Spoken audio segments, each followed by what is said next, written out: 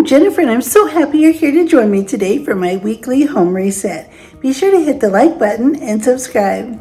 Today, as I'm going around refreshing and cleaning around my home and getting ready for the weekend, I was thinking about the consistency of it all. I do this every week and enjoy it so much. I'm always so happy and grateful when I'm all done and I've achieved everything I want to achieve before the weekend comes. The Bible warns against being double-minded and unstable in all his ways, like a wave tossed by the wind. James 1:6-8. Instead, people are encouraged not to grow weary in doing good, promising a harvest if they do not give up. Galatians 6:9. Consistency and reliability in small daily tasks are seen as indicators of a person's character and readiness for larger responsibilities. Luke 16:10. In 1952, Florence Chadwick attempted to swim the chilly ocean waters between Catalina Island and the California shore. She swam through foggy weather and choppy seas for 15 hours.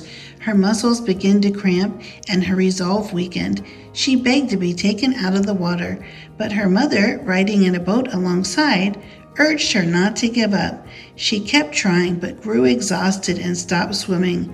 Aides lifted her out of the water and into the boat. They paddled a few more minutes.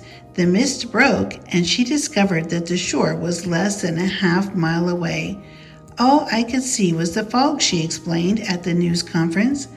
I think that if I could have seen the shore, I would have made it. Take a long look at the shore that awaits you. Don't be fooled by the fog of the slump. The finish line may be only strokes away. God may be, at this moment, lifting his hand to signal Gabriel to grab the trumpet. Angels may be assembling, saints gathering, demons trembling. Stay at it, stay in the water, stay in the race, stay in the fight. Ultimately, the Bible presents God himself as the ultimate example of consistency, noting that Jesus Christ is the same yesterday and today and forever. Hebrews 13:8. I'm so glad you're here. I hope this message spoke to you just like it did to me as I was going around my house catching up this week and preparing for the weekend. I would be so happy if you click the like button and subscribe and come back and join me every weekend for a new home reset. I'll see you next week.